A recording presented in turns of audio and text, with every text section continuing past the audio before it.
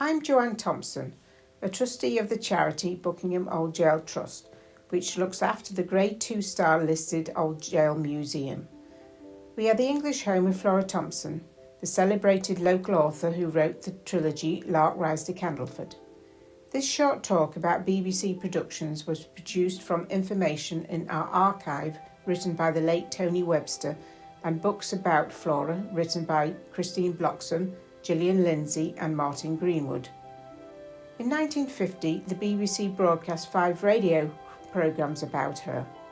Correspondence in our archive between the BBC, Flora's daughter Winifred and a fan reveal how there were questions about the real origins of Lark Rise, Candleford Green and Candleford.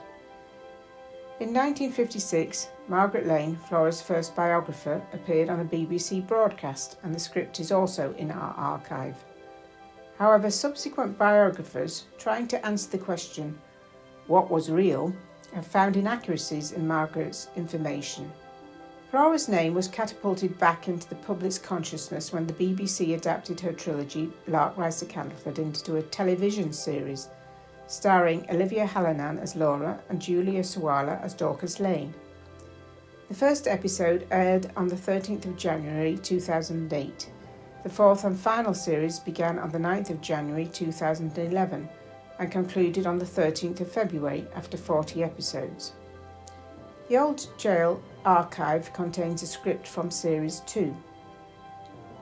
Interior scenes were actually filmed in a warehouse in Gloucestershire, and external shots were filmed in a recreated villages on modern farms in Box and Neston Park near Corsham in Wiltshire. So nothing was as it seemed, but then Flora's original memories were changed to protect the real people and places of her childhood. Some were actual combinations. Indeed, in the book, she calls herself Laura instead of Flora, and her brother Edwin was renamed Edmund. Following the series, the BBC generally donated many props and costumes to the museum. In our Flora Thompson room, you can see a beautiful dress as worn by Dorcas, a green skirt and blouse as worn by Laura, and also postman Thomas Brown's hat.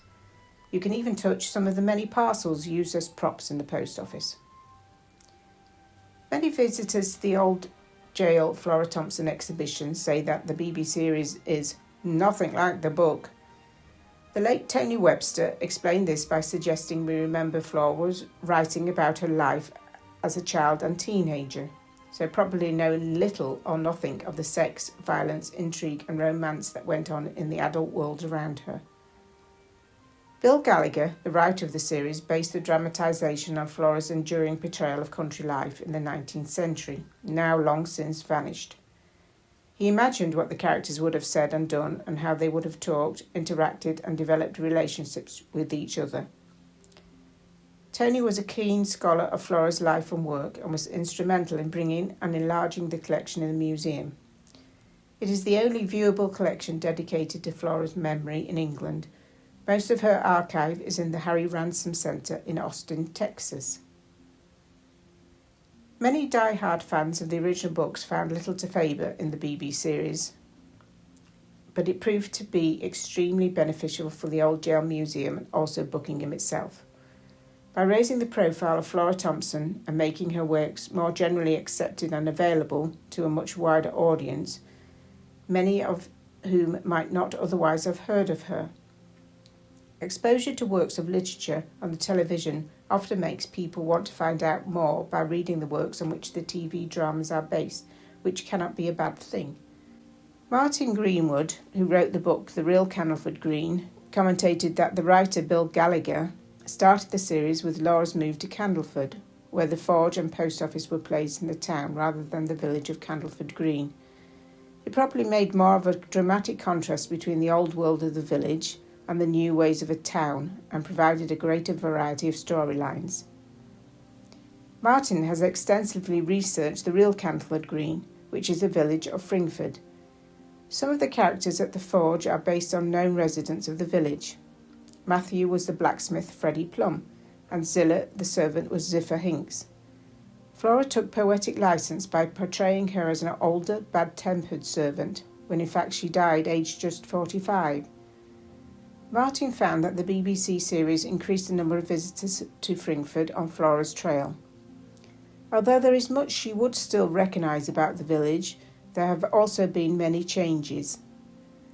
The population has doubled since 1951 to over 600.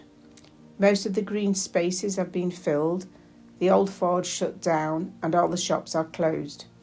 However, Fringford Church is still open and the fair is still held every summer, although it was moved to Candleford in the book. In July 2010, at a special service in Fringford Church, Linda Bassett, Queen E in the TV series, unveiled a plaque to commemorate Laura's years in the village. In a letter dated 28th of January 1944, Flora commented on how autobiographical the books were. She wrote, "Lark Rise is, as far as I could make it, a faithful portrayal of the little Oxfordshire hamlet where I spent my childhood. In Candleford and Candleford Green, I wrote more freely, intending to give rather a picture of country life at that time and to portray some of the country characters I had known, rather than describe any particular town. There is something both of Banbury and Bicester and more of Buckingham in my picture of Candleford. It was actually to Buckingham we went in the spring cart, and some of my relatives lived there."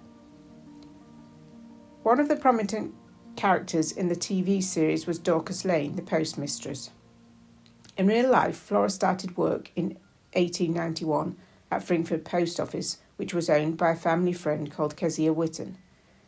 Flora proved to be a competent worker and an able pupil. Her friendship with Kezia and her newfound freedom to read and learn from Kezia's libraries laid the foundation for her lifelong love of reading and her subsequent literary career. Flora wrote that she knew Mrs. Whitton very well. She was a wonderful woman and had the most observant eye and the keenest brain of anyone I have known. Had she been born later, she must have left her mark on the world.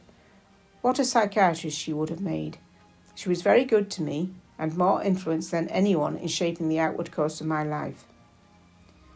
In her books, Flora described Dorcas as a little bird-like woman aged about 50, dressed in a kingfisher blue dress with thick black hair plaited into a crown at the top of her head. Kezia was in fact a very large woman, about 18 stone, such that when she died, Frederick Plum, Matthew in the books, had to take out the upstairs window above the door and some of the brickwork to allow her coffin to be lowered down a ladder. This was quite a contrast to the slim, attractive Julia Sawala that played Dorcas in the TV series. Dorcas was also inaccurately portrayed as the cousin of her mother, Emma Timmins, in the series. Thank you for listening. We hope to see you at the museum soon.